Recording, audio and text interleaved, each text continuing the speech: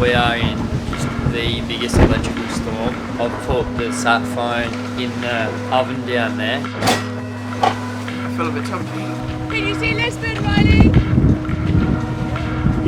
You girls did a terrible job. You're out there frolicking. I'm Elayna, and this is Riley, and this is our home, Le Vagabond. We've been sailing around the world for the last 5 years and have recently found ourselves with a stowaway. Meet Lenny. Subscribe and welcome aboard.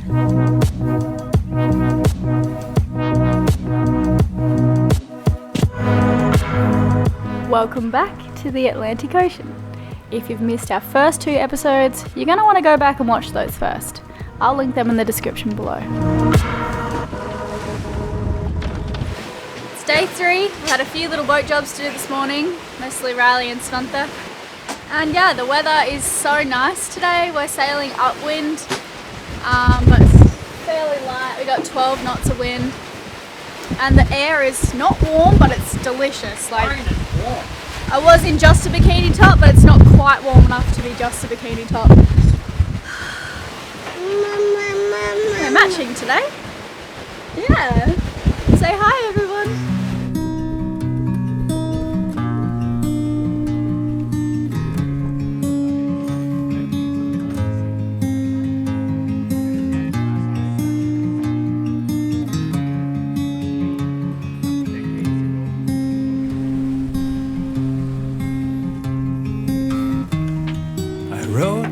Desires,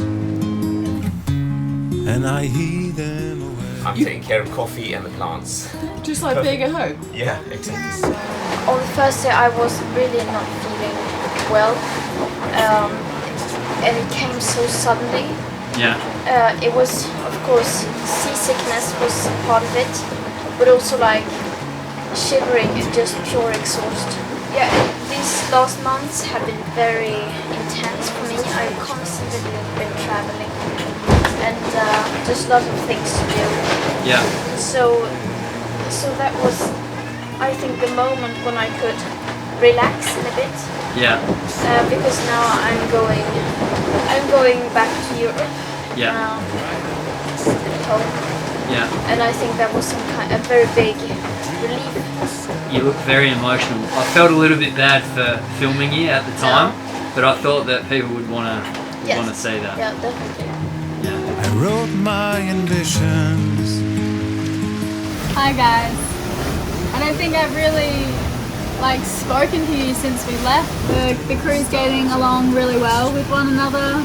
It's just, I could not have imagined this happening 2 weeks ago. This is so random. We're in the middle of the Atlantic, sailing Greta and her dad to Europe. Now our whole next year looks completely different. We're thinking maybe we'll sail the west coast of Europe, like Portugal, maybe the Bay of Biscay, go to Le Vagabond's home country, back to France. It just doesn't feel real, to tell you the truth. This feels like it's all worth it now. We've got 35 knots of wind, Nikki's at the helm having a great time. Svante and Greta are doing some exercise outside, and yeah, it's all good. And it's the first time Riley and I have had a break from sailing because Nikki is a gun. She's honestly amazing. Yeah, Nikki is like the best sailor we've ever had on the boat, and it's the first time we've had a serious break. I've been able to concentrate on just mumming and cleaning and cooking, and Riley's also sailing 50-50 with Nikki, but he gets a good rest, so that's never happened before. It's a very different crossing. Loving it. My sorrow, let me play one more chord.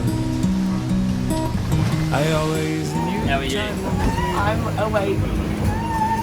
You on shift? I am. Righto. Lenny's just been playing peekaboo. I think I must die. Right, I must die. A dreamer must die. He did. All alone.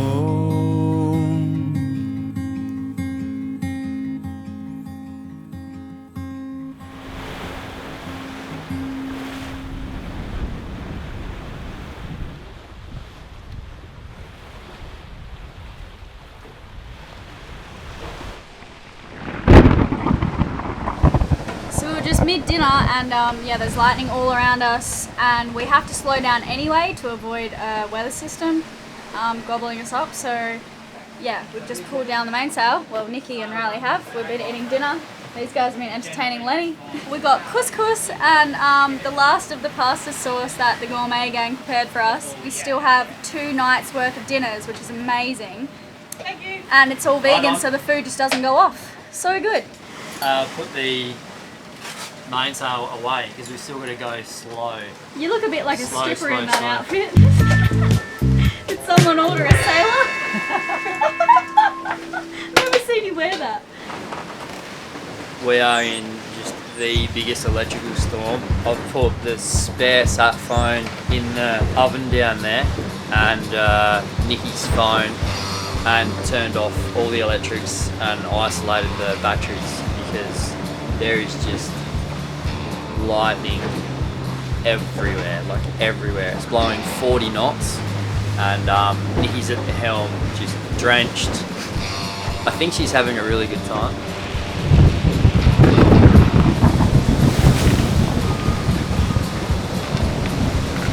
How you going? Woo, it's windy and dark.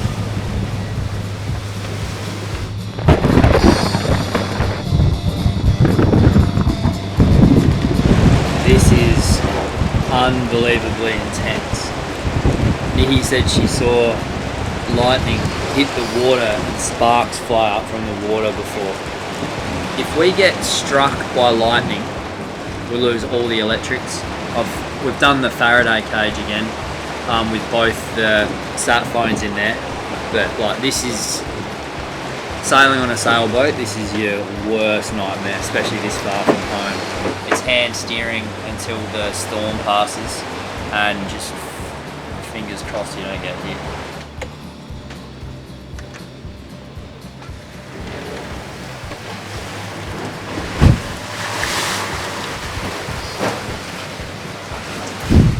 How close did it get?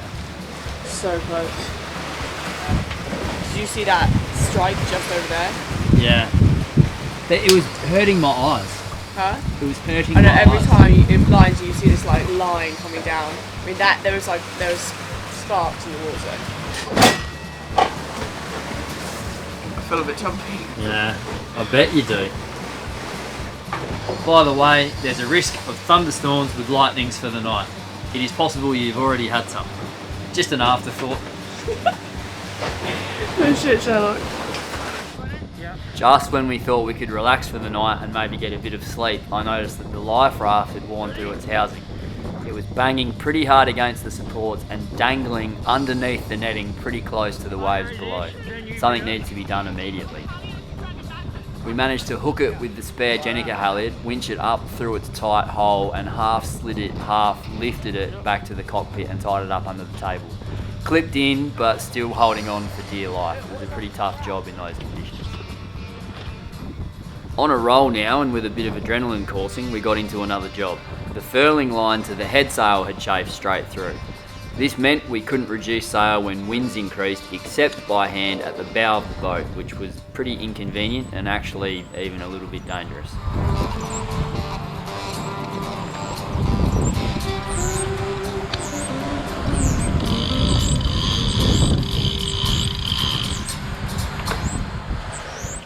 We've come up with a cunning plan, more cunning than the most cunning of foxes. It's going to sit in the drum like that, and this spot here is high, so we're heating up the toaster, and then I'll grab it and burn it like that outside.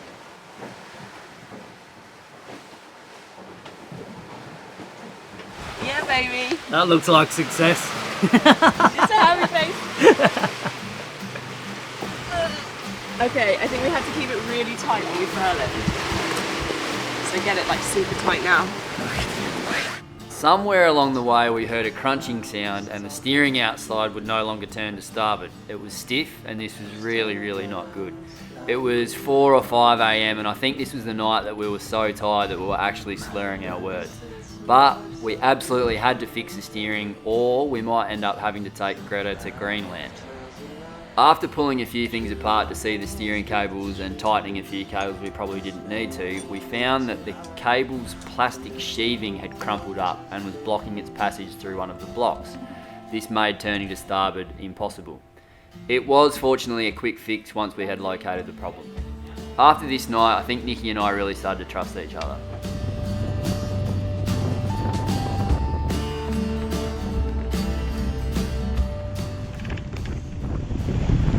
Blowing 30 knots.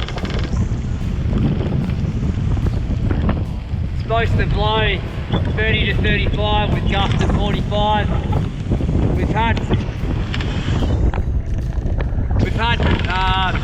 4 or 5 gusts to over 45 knots, but the sea state isn't so bad, so it's pretty good. Just not much main up, not much head sail. And we're back on course and headed to Lisbon. It feels really good, like really good.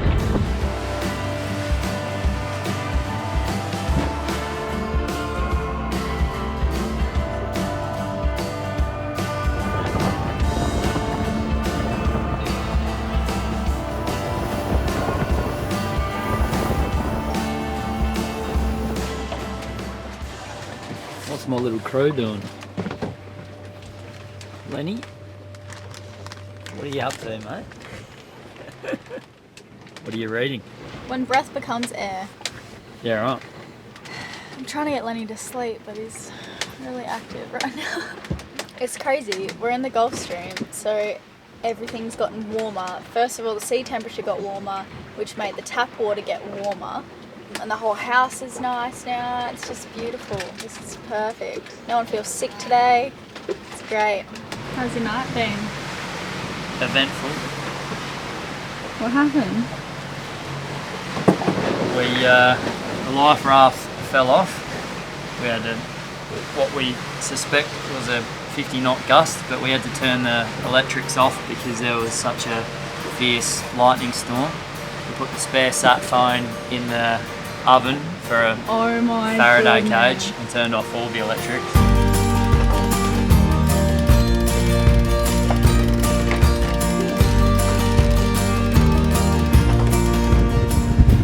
What's happening? Riley is doing some storm preparation and going up the rig.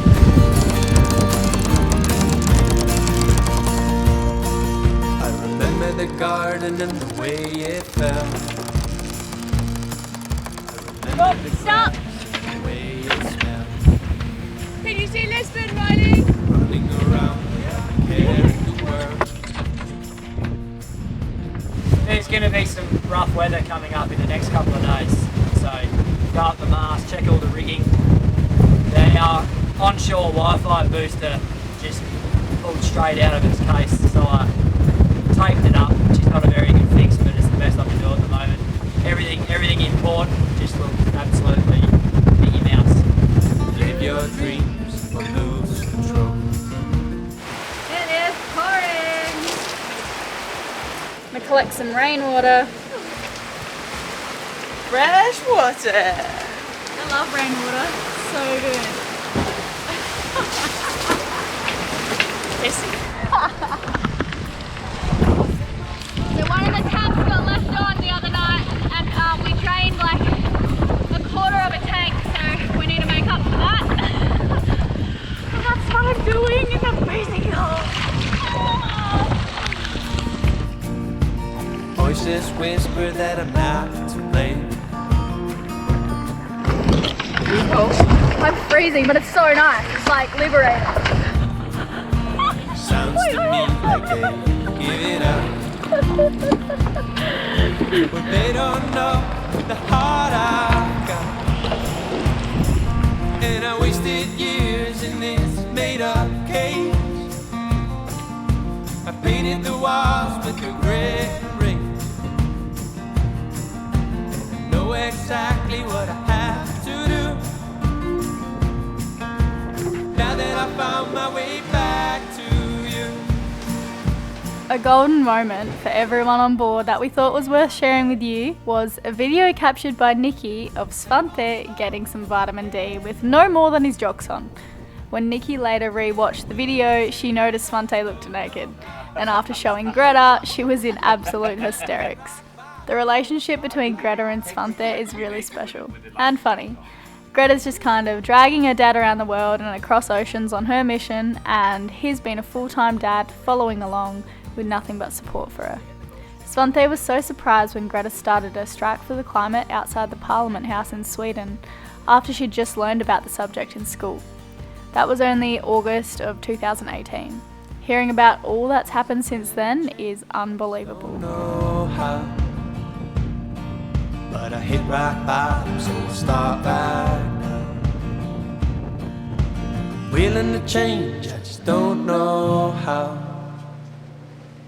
But I hit rock bottom, so we'll start right now. What are you cooking us there, Greta? Long grain rice. We have these, I think it's curry, stew. And Lenny, what are you having for dinner?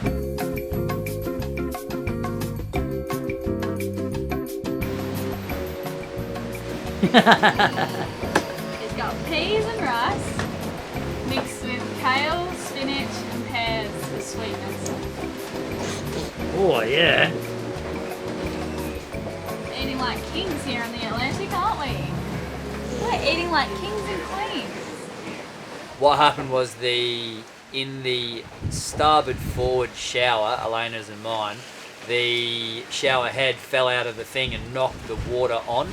So we lost a third of a tank of water, and I managed to hear the bilge pump going off at some time during the night. Then I had to bucket like over 100 litres of water out of the bilge and into the sink. So that was good fun. We managed to get a lot today though with the rain. Not much though. Really. Not much at all. You girls did a terrible job. And then we had a shower, so You're out there frolicking. yeah. I was like, fill up my water tank. Join us as we near Bermuda next time. It'll be nice to be out of the Bermuda Triangle so I can stop thinking we're gonna get sucked up into the sky and abducted by aliens. And also we wanted to say a huge thanks to everyone who helped us raise money for Kangaroo Island in South Australia after the bushfires ripped through and caused massive devastation. Together, our community raised $124,000 and we've been able to send 62 to the Mayor's Bushfire Fund Appeal, which will go into the hands of the islanders who need the money the most. Hello Riley, Elayna and Lenny.